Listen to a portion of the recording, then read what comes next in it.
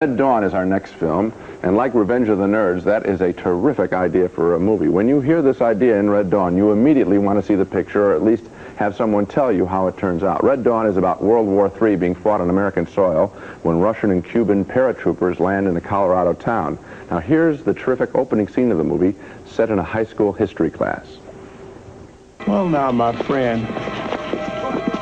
Well now. Oh, check it out. All right. It looked pretty cool, though, man. I would say they were way off course. This is very unusual. You do something, Mr. Teasdale.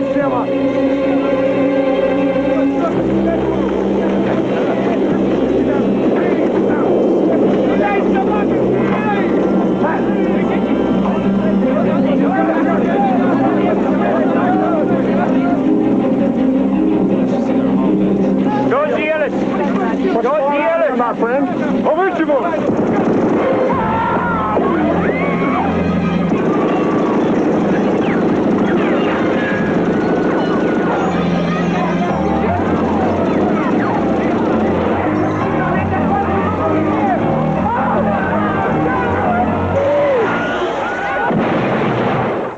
No theoretical history lesson anymore. This is reality, and that is a shocking opening scene. Now, who's going to fight the commies?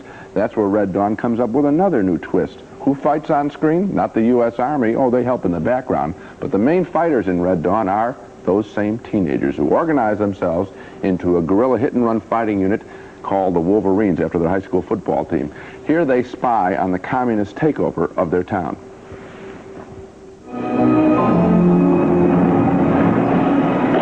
That's the mayor's car. They got Daryl's dad's car. look at the size of that tank. Jesus.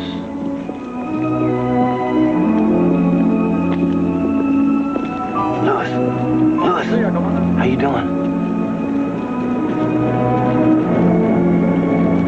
Was he scared of us? You don't understand. They know who all of you are. They're looking for you. Who? The KGB. Oh, the Russians? And Cubans. Cubans. Look, have you seen my father? I called, there was no answer. I went by the station, it was empty. I'm going to tell you something I'm not supposed to talk about. Nobody is. But What? they took a lot of people away. People that they thought were going to make trouble for them. People that had guns or things they wanted. They just took them away. Where? Re-education camps, that's what they call it. The drive-in. I heard they took a lot of people to... Jed, I pray for you. That's another good scene. Some nice restrained music there. Normally most music in movies is overblown. Not there. That's good. Red Dawn is terrific in setting up its premise, and it's also very clever movie marketing in this picture to have the teenagers doing the fighting, teenagers being the most frequent moviegoers. We've had teenage gangster pictures, teenage musicals, teenage comedies, now Red Dawn, the first teenage war film. The next teenage western is the next, I guess. But the film does not maintain its great beginning. It becomes involved in all sorts of macho training exercises and an investigation in the mind of a Cuban freedom fighter and whether right-wing totalitarianism is the same as left-wing totalitarianism. So as much as I enjoyed, say, the first hour of Red Dawn, the film just peters out at the end. A mixed review from me.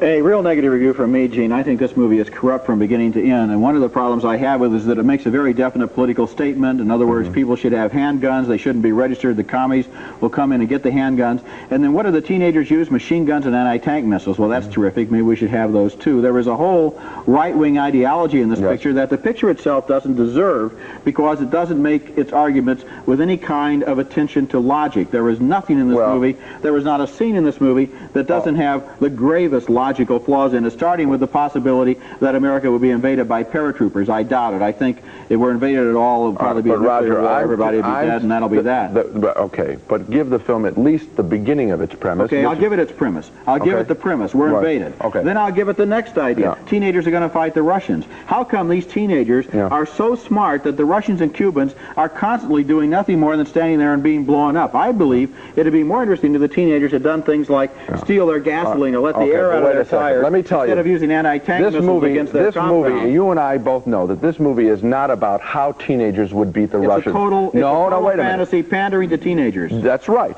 Yes. Like most movies that pander to teenagers, and most movies pander to anybody. Yeah. And this movie is saying, hey, kids, here's, forget your little, love everybody in the world. Someday the Russians are going to come here. Now, you may not believe that. I may not believe that. But this movie wants to play to that. And I think it is so fascinating about what it would be like if that I was fascinated for a while. It isn't what it would be like if, because I would like to see a movie in which realistic, convincing, plausible teenagers in this situation behave the way 15 and 16-year-old kids might behave. And you know what it would be, Roger? You know how they behave in this movie? No. They behave like John Wayne would behave. No, because your movie, the reality would mean a short subject. They'd be blown away. 15 minutes. Well, then maybe that might be a good movie, and we wouldn't have to sit through this. And the split decision on Red Dawn, the U.S. evasion movie. Gene admired its energy and premise.